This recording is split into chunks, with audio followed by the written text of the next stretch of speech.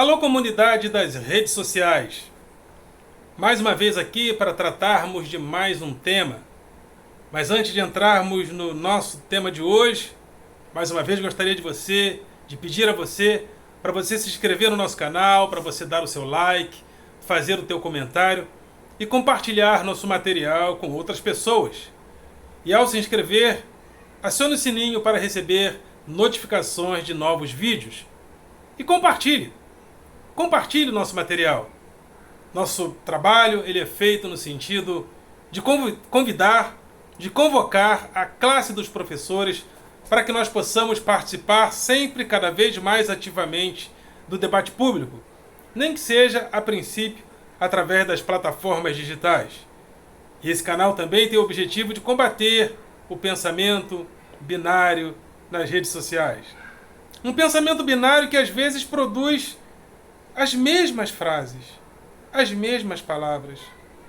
Tem um nas redes sociais, que é a única coisa que ele fala para mim: filosofia não edifica. Ele está há quase um ano falando isso. Ou seja, a pessoa não tem a capacidade de sequer aprofundar um assunto. Alguns se aproximam para falar sempre as mesmas coisas. Comunista, globo lixo, vai para Cuba. Ou seja, o pensamento não amplia. É o pensamento binário. Ou você pensa como eu, ou você vai para Cuba porque você é comunista. Ou você é Bolsonaro, ou você é do mal. É o pensamento binário. Então, vamos combater esse pensamento binário. Ok? Eli Vasconcelos, não deixe de ir lá no Google, buscar lá através do site da Amazon, Crônicas, Poesias e Heresias de Eli Vasconcelos.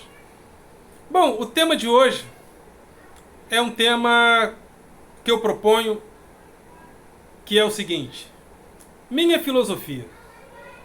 Todo pensador, quando ele se propõe a ser um pensador, a ser um filósofo, há alguns pensamentos que são a base da sua performance.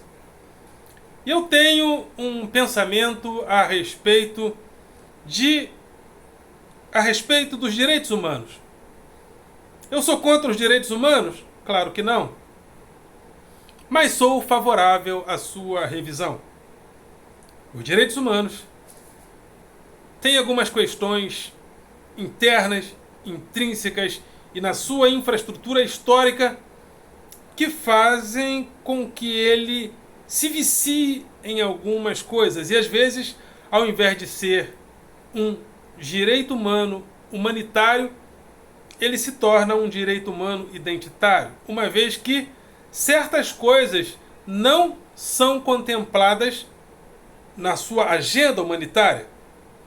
Por exemplo, o Brasil é um país que ainda não resolveu o problema do saneamento básico. Ou seja, pessoas moram, literalmente, me desculpem a palavra, no cocô. Aí alguém pode dizer assim, mas não é o Estado que fez isso? Fez sim, foi o Estado, é o Estado, por omissão também. Direitos humanos não é só quando a polícia bate num bandido, ou só quando uma pessoa é colocada numa instituição do Estado e lá ela é maltratada.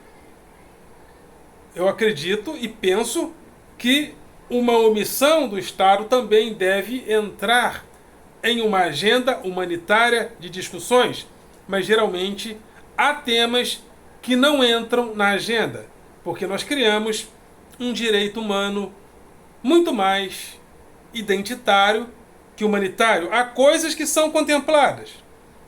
A floresta amazônica. E eu sou a favor da preservação. Eu sou a favor da preservação dos povos da floresta, dos povos indígenas, dos povos ribeirinhos, das pessoas que se utilizam da floresta como forma de sobrevivência. Porém, há muitos temas que não entram na agenda. E por que não entram na agenda? Porque muitas das vezes questões humanitárias são questões tratadas como questões identitárias. Questões de gênero estão sempre na agenda, sou a favor também. Porém, certas coisas não entram na agenda. E também penso eu que por características muito intrínsecas do momento histórico onde os direitos humanos surgiram.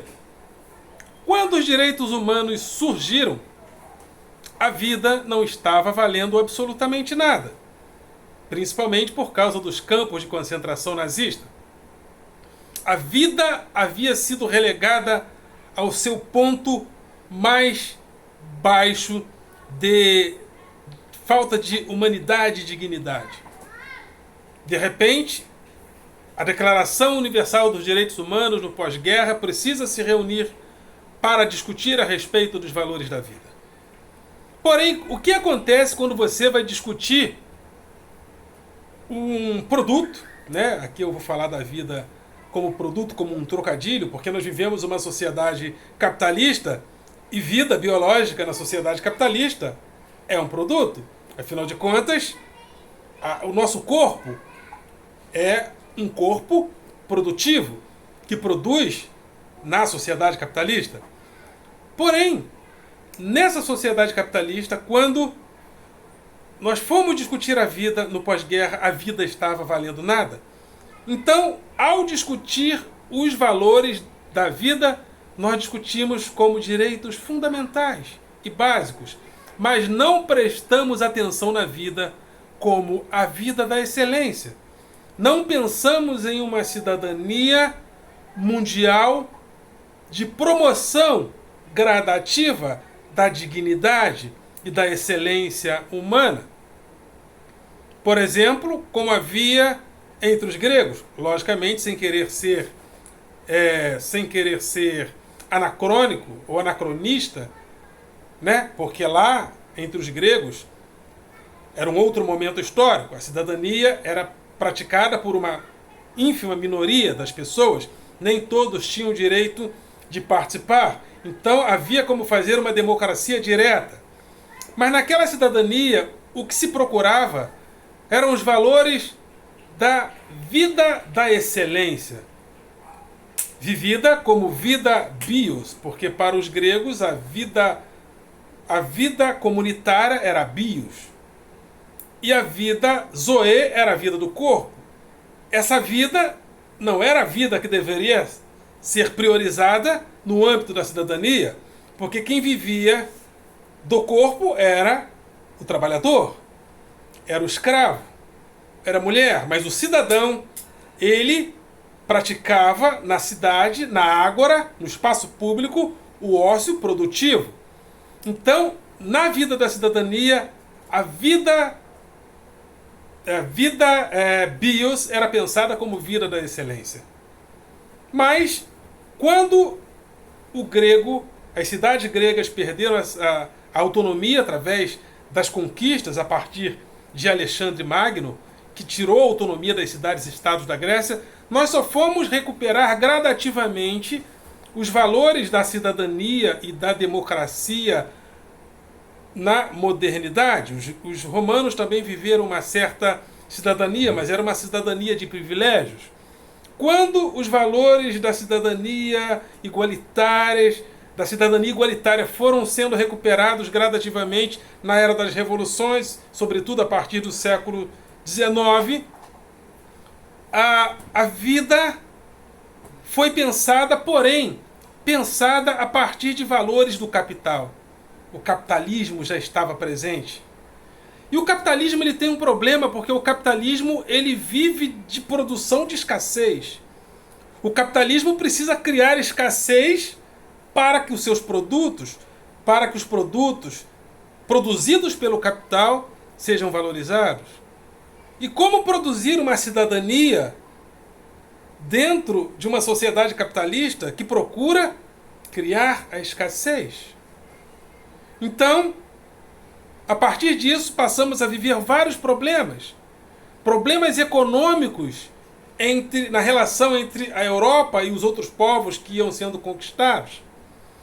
Porque esses povos que iam sendo conquistados não eram contemplados dentro do conceito de cidadania que havia sido criado, sobretudo a partir da Revolução Francesa, com os direitos do homem e do cidadão.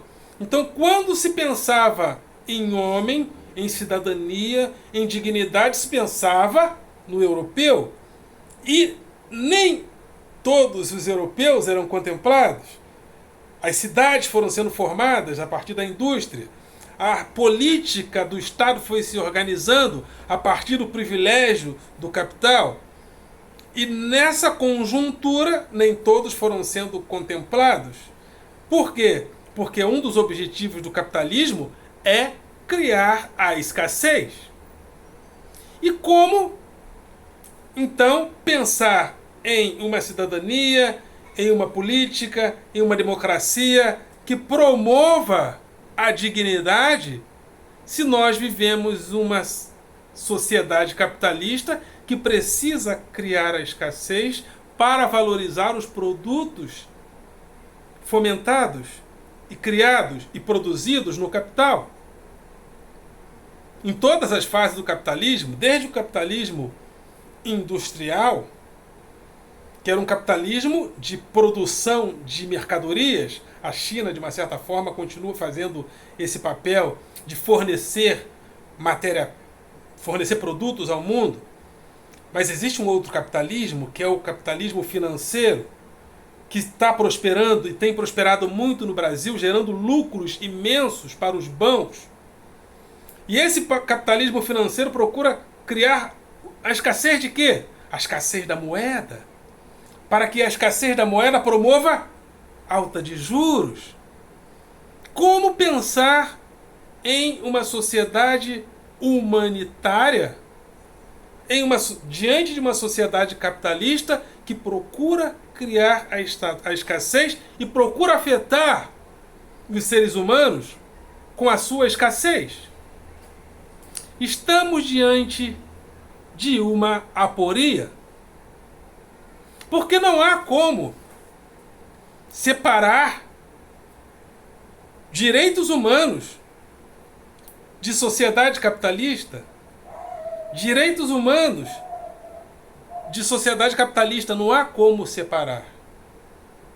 E ao não separarmos, fazemos isso, criamos uma sociedade capitalista produtora de escassez, e uma sociedade capitalista que produz a escassez vai produzir a dignidade humana em que termos?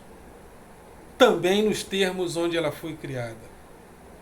Criada a partir de um pós-guerra, onde os direitos humanos foram colocados e é promovido a partir de um momento que a vida não estava valendo nada. Além da vida não estar valendo nada a partir do pós-guerra, ainda nós estávamos e ainda estamos diante de uma sociedade capitalista que precisa criar escassez. Escassez de trabalho, às vezes, se todo mundo tiver trabalho, o salário, né, pode subir muito. Se todo mundo comprar um carro do ano, o valor pode abaixar muito.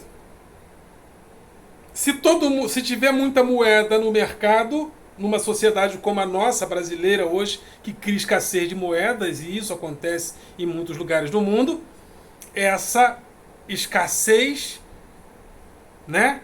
Se não houver essa escassez, os juros podem baixar demais.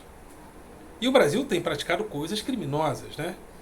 Na França, se os juros passar de 15%, é usura, é crime. Nos Estados Unidos é menos ainda.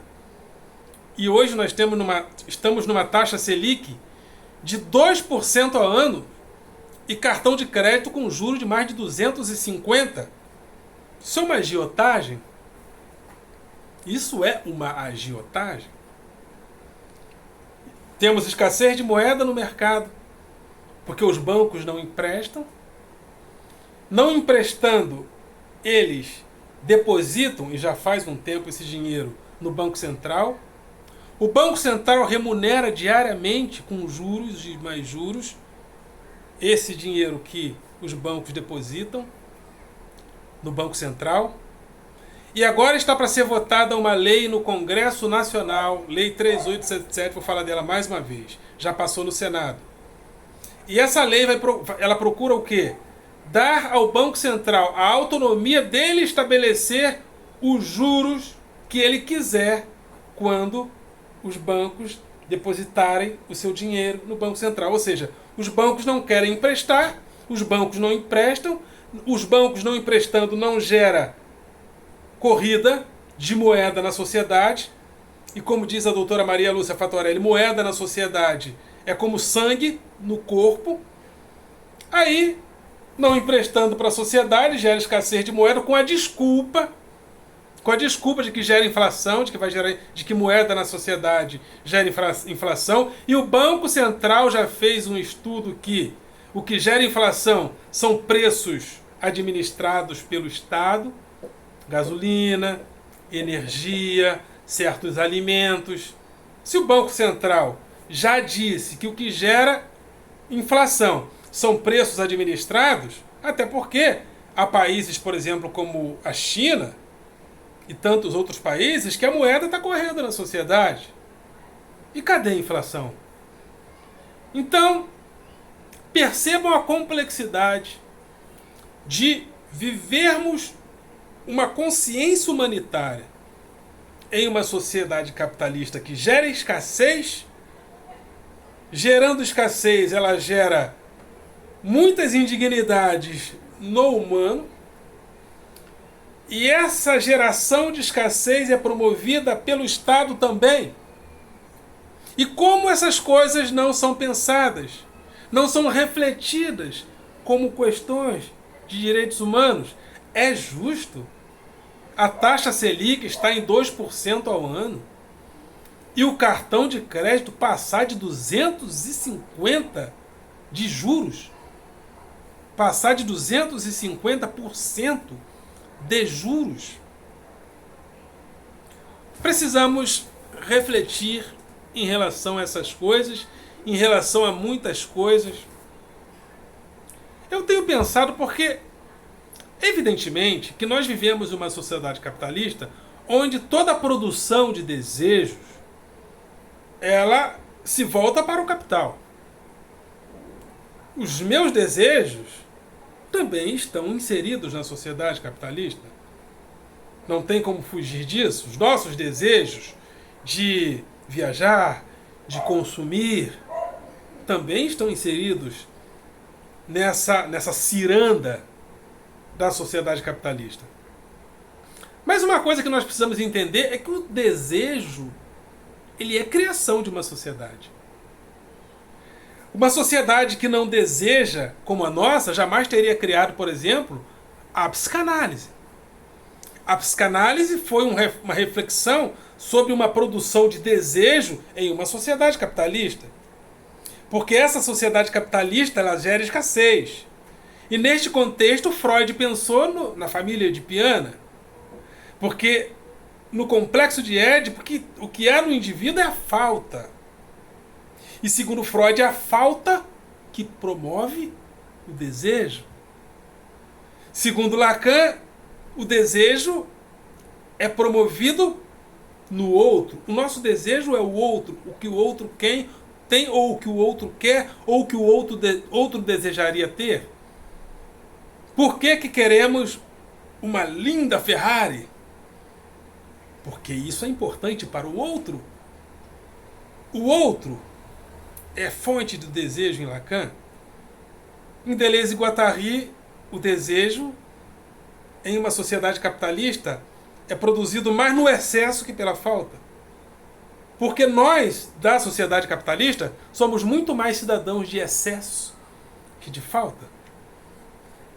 Nós vivemos no excesso. E hoje, cada dia mais. Excesso de informações. Excesso de tudo. Excesso de desejo. Excesso de informação. Excesso de adrenalina. A droga está aí para nos suprir, muitas das vezes, esse excesso. Porque a droga é muito mais uma imersão no excesso que já está em nós do que um uso que se dá a partir de uma falta. Gosto muito das reflexões de Deleuze e Guattari. Mas uma sociedade como a nossa, nós podemos modificar as intenções do nosso desejo. Porque eu proponho, inclusive, uma nova soberba, um novo desejo, uma nova soberba, um novo orgulho. É possível? É. É possível uma pessoa se orgulhar de promover a igualdade e se orgulhar por isso. Desde que a gente comece a criar uma demanda desse desejo de promover a igualdade e se orgulhar por isso e bater no peito. Eu fiz muitas coisas pela humanidade para que muita gente não passe mais fome. E você? Você não fez nada? Aliás, teve um pensador que falou que a desgraça de um homem não é ser rico, é morrer rico. Há pessoas que têm muito dinheiro. E o cara morre com aquela grana toda acumulada. Sendo que o dinheiro dele daria para fazer uma verdadeira revolução em todas as favelas do Rio de Janeiro. E o sujeito nasce rico, enriquece mais ainda, morre milionário e é aplaudido por morrer milionário e não fazer 0,1% do que ele poderia fazer. Porque simplesmente não criamos o orgulho da benfeitoria. Mas é possível criar um orgulho da benfeitoria. É possível criar esse orgulho da benfeitoria, inclusive modificando a nossa percepção a respeito dos próprios direitos humanos. Porque eles não são igualitários. Os nossos direitos humanos, eles pensam nos problemas, na solução dos problemas fundamentais. Ou seja, o sujeito está comendo, está bebendo, está morando. Então, os direitos dele estão supridos. É assim que a gente pensa. Mas, e o direito à excelência? Como dizia Arnaldo Antunes, a gente não quer só comida, a gente quer comida, diversão e arte. A vida da excelência, né? A gente não quer só comida, a gente quer saída para qualquer parte. A gente não quer só comida, a gente quer comida, diversão, balé. Olha a vida da excelência aí. A gente quer a vida, não quer só comida, a gente quer a vida como a vida quer. E essa relação da vida como a vida quer é muito interessante, porque o próprio Spinoza dizia que nós somos desejo, né? Desejo. E qual é o nosso desejo? É nos afirmar no nosso próprio ser. O nosso ser quer afirmações, porém para ele há desejo de tristeza e desejo de alegria.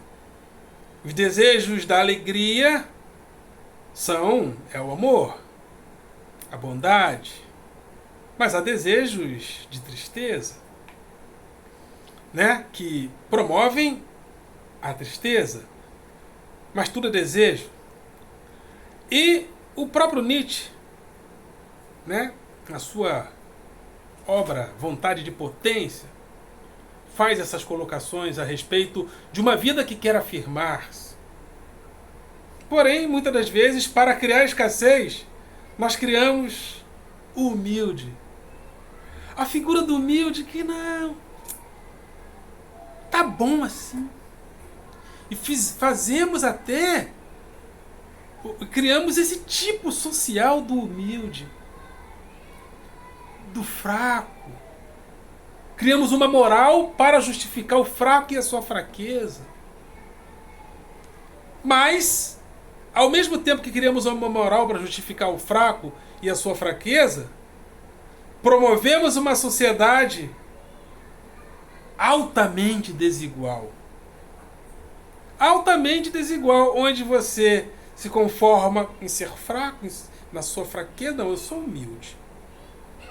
Mas pessoas ganhando rios e mais rios de dinheiro em nome da nossa fraqueza, em nome do pacto social de criação de subjetividade. Outra coisa interessante, nós vivemos, só é possível sustentar uma sociedade capitalista se essa sociedade criar subjetividades que justifiquem que muitos ganhem e que a gente fique nessas mesmas condições. Então, vou me despedir por aqui, propondo a criação de um novo desejo. Que novo desejo é esse? A criação de uma nova soberba.